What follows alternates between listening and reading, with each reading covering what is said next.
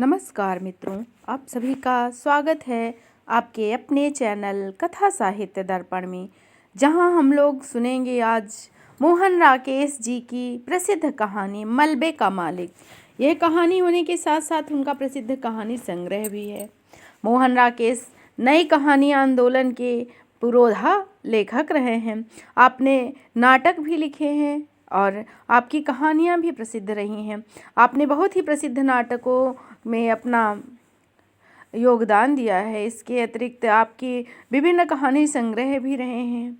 तो मलबे का मालिक विभाजन पर आधारित कहानी है, जिसमें भारत विभाजन के बाद और उससे पहले की लोगों की मन स्थिति का वर्णन किया गया है। किस प्रकार से आपसी विद्वेष, दूसरे की ज़मीन हड़पना, किस प्रकार से परेशान करना और कैसे लोग एक दूसरे के मित्र होते हुए बाद में एक दूसरे की जान के दुश्मन हो जाते, यह सब इसमें दर्शाया गया है। इस कहानी को आधार बनाकर हिना नामक फिल्म भी बनाई गई है। तो आइए चलते हैं कहानी पर। और कहानी पर चलने से पहले आपसे हम अनुरोध करेंगे कि आप हमारे चैनल को सब्सक्राइब कर लें। हमारे चैनल पर विभिन्न पाठ्यक्रमों में लगी हुई कहानियाँ एवं उपन्यासों का संकलन किया गया है। दलित कहानियाँ, दलित उपन्यास भी संकलित हैं, तो आप उन्हें भी सुनें और कहानी लाइक करें। चलते हैं आगे कहानी पर। 7.5 साल के बाद वे लोग लाहौर से अमृतसर आए थे। हॉकी का मैच देखना तो बहाना ही था। उन्हें ज़्यादा चाव उन घरों और बाज़ारों को फिर से देखने का था जो 7.5 साल पहले उनके लिए पराये हो गए थे। हर सड़क पर मुसलमानों की कोई न कोई टोली घूमती नज़र आ रही थी।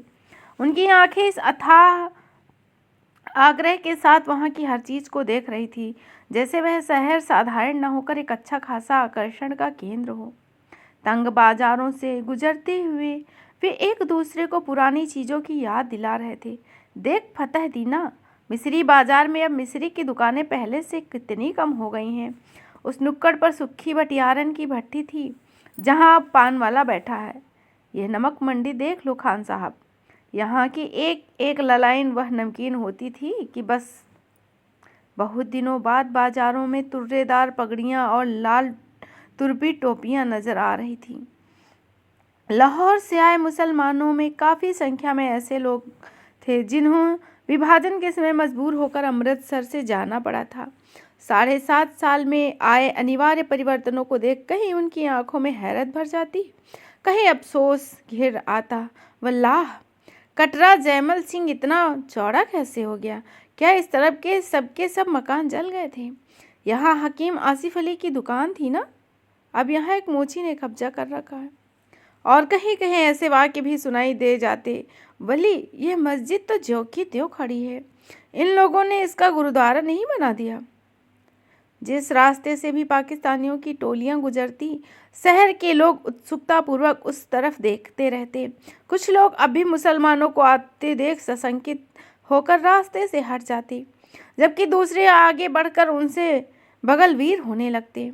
ज़्यादातर वे आगंतुकों से ऐसे ऐसे सवाल पूछते कि आजकल लाहौर का क्या हाल है, अनारकली में अब पहले जितनी रौनक है या नहीं है। सुना है साहलमी गेट का पूरा बाजार नया बना है। कृष्णनगर में तो कोई खास तब्दीली नहीं आई। वहाँ का रिश्वतपुरा क्या वाकई रिश्वत के पैसों से बना है? कहते हैं पाकिस्तान अब बुर्का बिल्कुल उड़ गया है। ठीक है, इन सवालों में इतनी आत्मीयता झलकती थी कि लगता था लाहौर एक शहर नहीं, हजारों लोगों का सगा संबंधी है, जिनके हाल जानने के लिए वे उत्सुक हैं।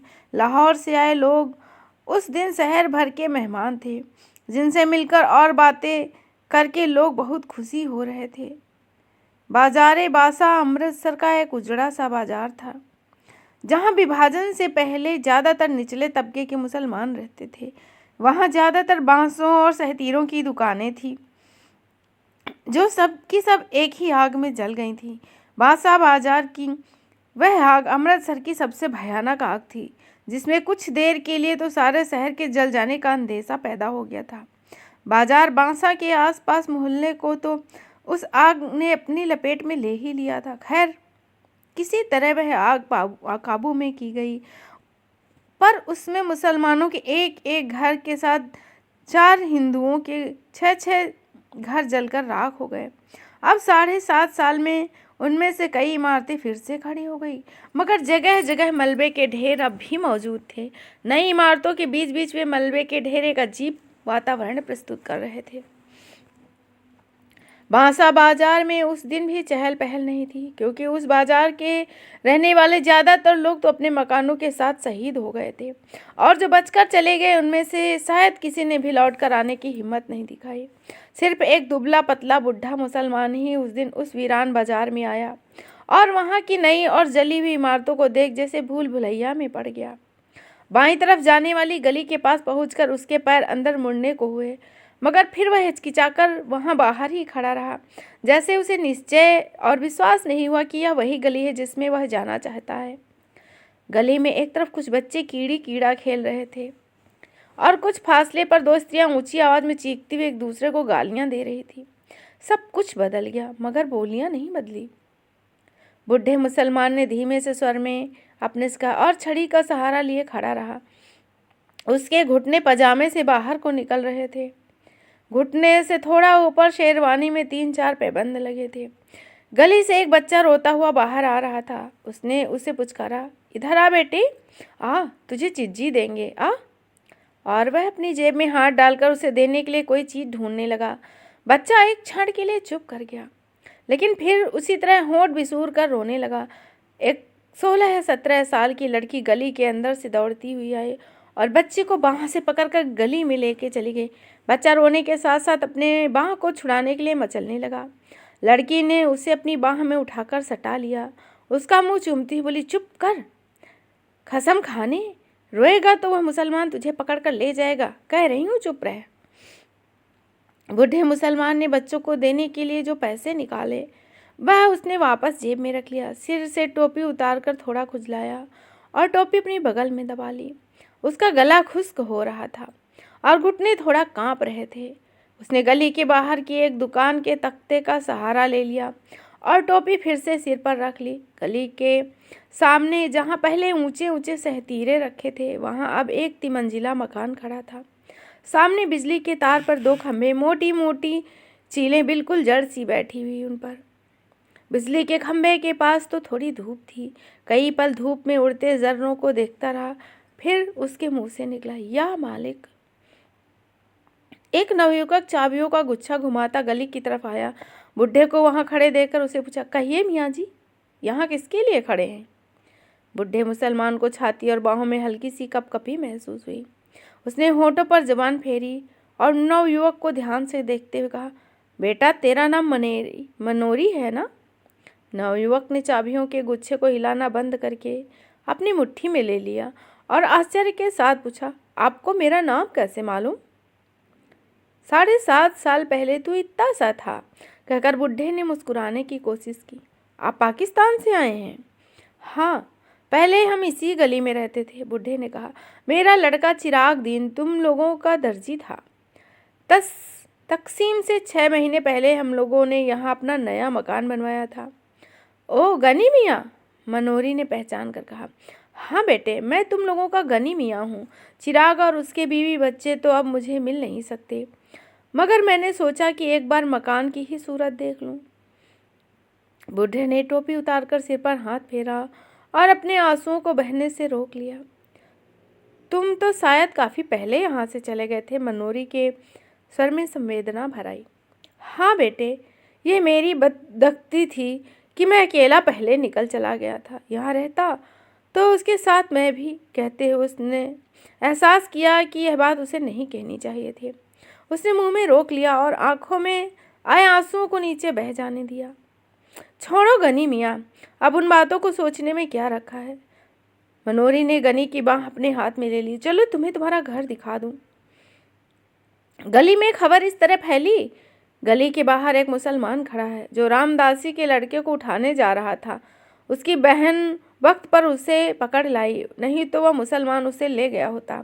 यह खबर मिलते ही जो स्त्रियां गली में पीढ़े बिछाकर बैठी थी वे पीढ़े उठाकर घरों के अंदर चली गईं। गली में खेलते बच्चों को भी उन्होंने पुकार पुकार घर के अंदर बुला लिया। मनोरी गनी को लेकर गली में दाखिल हुआ तो गली में सिर्फ एक फेरी वाला रह गया था। यह रखा पहलवान जो कुएं पर उगे पीपल के नीचे बिखर कर सोया था। हाँ, घरों की खिड़कियों में से और किवाड़ों के पीछे से कई चेहरे गली में झांक रहे थे। मनोरी के साथ गनी को आते देख उनमें हल्की चेह में गोइयाँ शुरू हो गईं।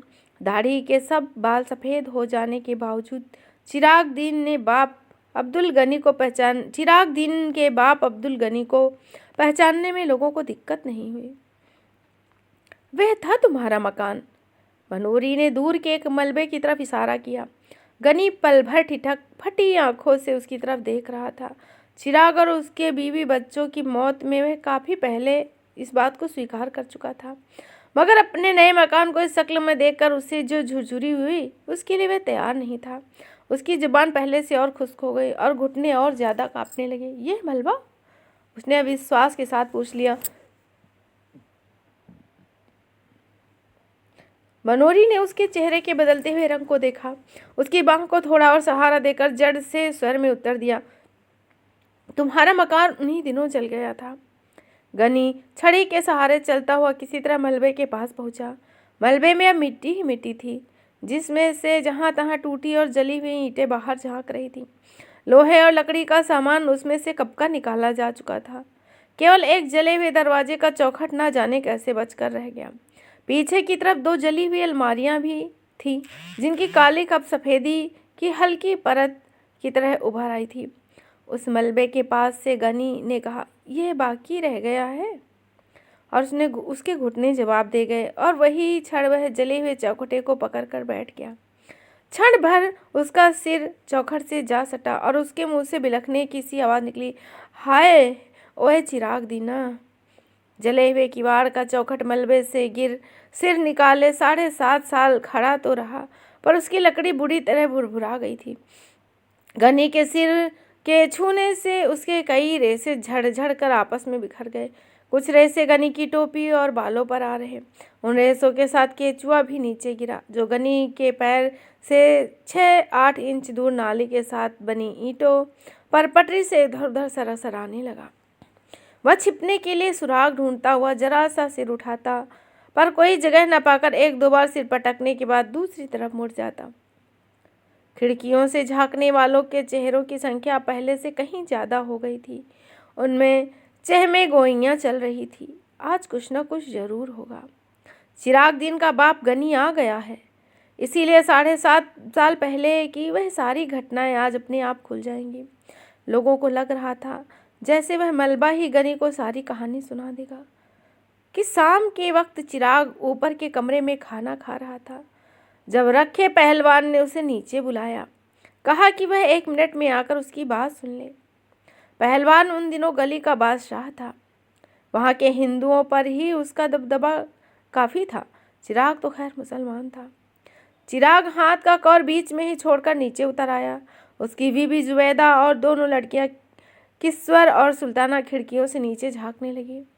चिराग ने ड्योढ़ी के बाहर कदम रखा ही था कि पहलवान ने उसे कमीज के कॉलर पकड़कर अपनी तरफ खींच लिया और गली में गिराकर उसकी छाती पर चढ़ बैठा। चिराग उसका छुरे वाला हाथ पकड़कर चिल्लाया, रखे पहलवान, मुझे मत मार, हाय कोई मुझे बचाओ। ऊपर से जुबैदा, किश्वर और सुल्ताना भी हताशा के स्वर में चिल्लाई और चीखती हुई नीचे ड्योढ़ियों की तरफ दौड़ी। रखे के एक शागिर्द ने चिराग की जद्दोजहद करती बाह पकड़ ली और रखा उसकी जांघों को अपने घुटनों से दबाए हुए बोला, चीखता क्यों है बैठ के, मैं तुझे पाकिस्तान दे रहा हूँ, ले पाकिस्तान। तब तक जुबैदा, किश्वर और सुल्ताना नीचे पहुंचती। चिराग को पाकिस्तान मिल चुका था। आसपास के घरों की खिड़कियां तब बंद हो गई थी।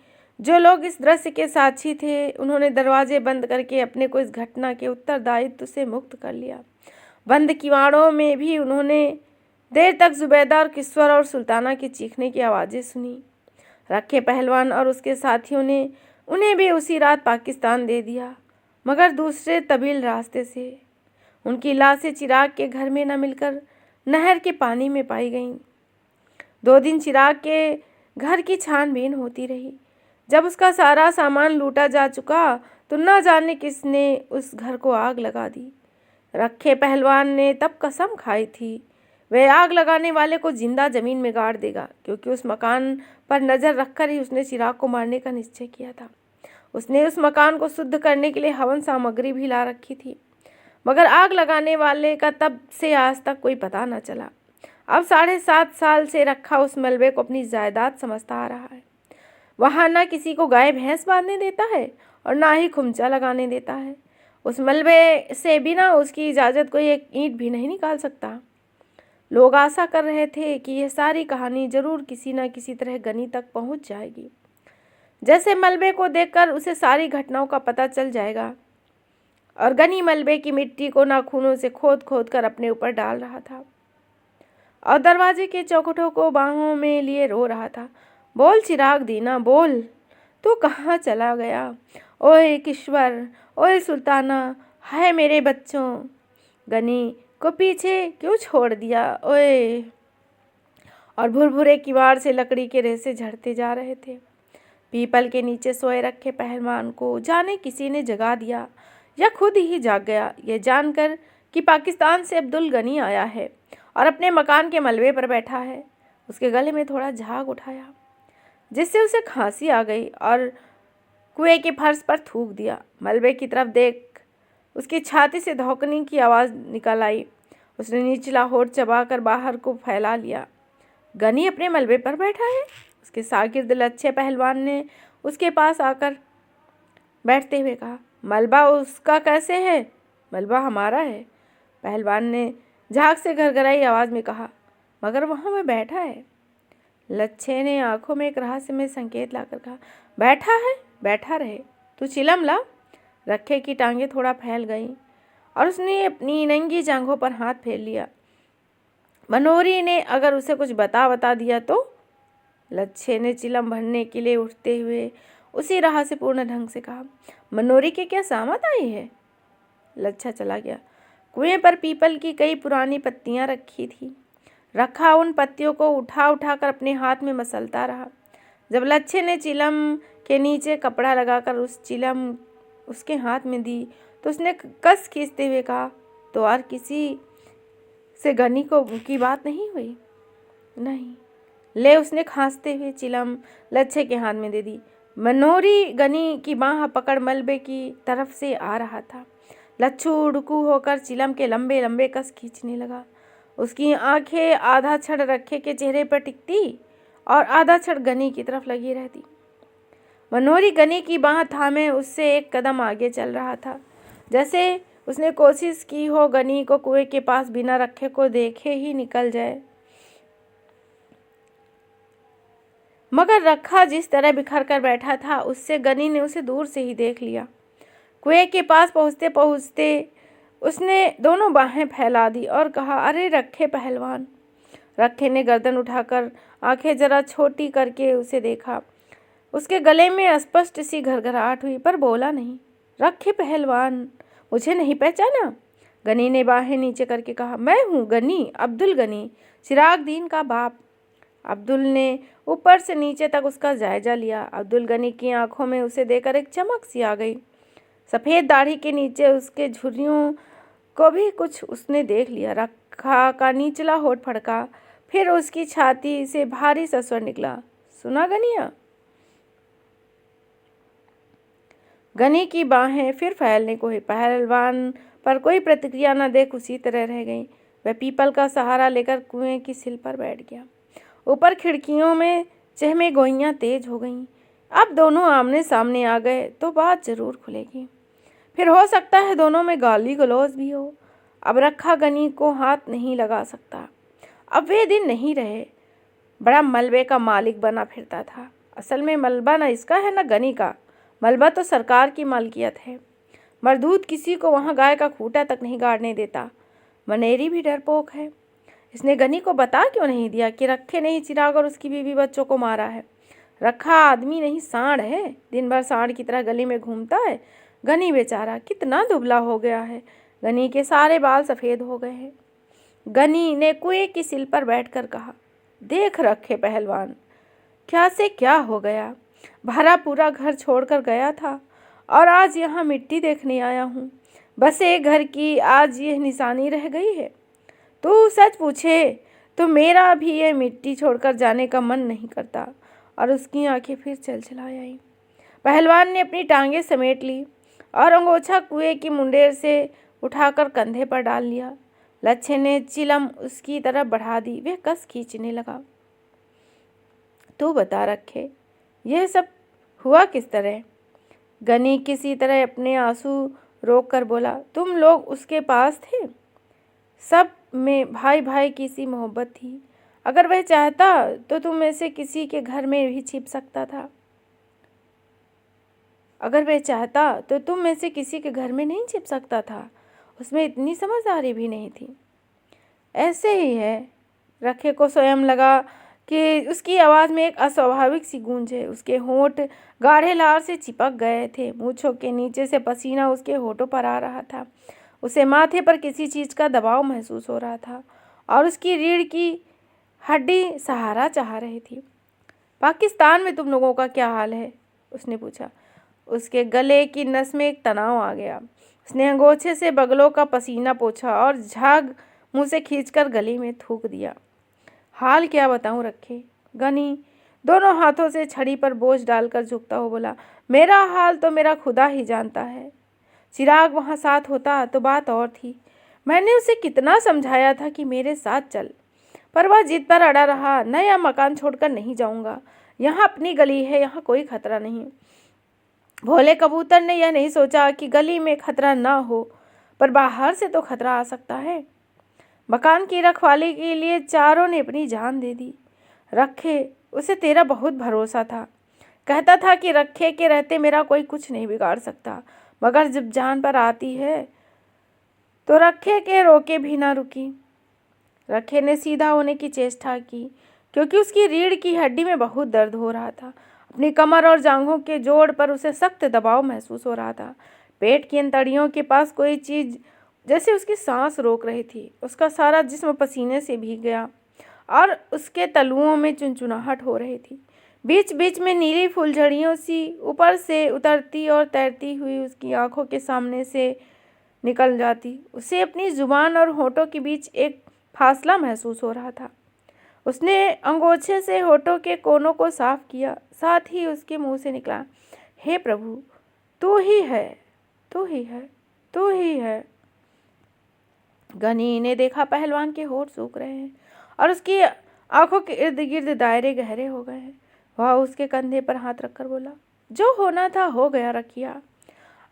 उसे अब कोई लौटा नहीं सकता। खुदा की नेकी बनाए रखे। खुदा नेक की नेकी बनाए रखे और बद की बदी माफ़ करे। मैंने आकर तुम लोगों को देख लिया, समझूंगा चिराग को देख लिया। अल्लाह तुम्हें सेहतमंद रखे। और वह छड़ी के सहारे उठ खड़ा हुआ। चलते हुए उसने कहा, अच्छा रखे पहलवान। रखे के गले से मध्यम सी आवाज़ निकली। अंगोछा लिए हुए उसने दोनों हाथ जोड़ दिए। गनी हसरत भरी नज़रों से आसपास देखता हुआ धीरे धीरे गली से बाहर चला गया। ऊपर खिड़कियों में थोड़ी देर चहमी गईयाँ चलती रहीं कि मनेरी ने गली से बाहर निकलकर जरूर गनी को सब कुछ बता दिया होगा। गनी के सामने रखे का तालू कैसे खुश्क हो गया था। रखा अब किस मुंह से लोगों को मलबे पर गाय बांधने से रोकेगा। बेचारी जुबैदा, कितनी अच्छी थी वह। रखे मरदूद का घर न घाट, इसे किसी माँ बहन की लिहाज नहीं है। थोड़ी देर में स्त्रियां गली में उतर आईं। बच्चे गली में गुल्ली डंडा खेलने लगे। 12-13 साल की लड़कियां किसी बात पर एक दूसरे से गुत्थम गुत्था हो रही थी। रखा गहरी शाम तक कुएं के पास बैठा खखारता और चिलम फूंकता रहा। कई लोगों ने वहां से गुजरते हुए उससे पूछा, रखे साह, सुना है आज गनी पाकिस्तान से आया था? हाँ आया था, रखे ने हर बार यही उत्तर दिया। फिर कुछ नहीं, चला गया।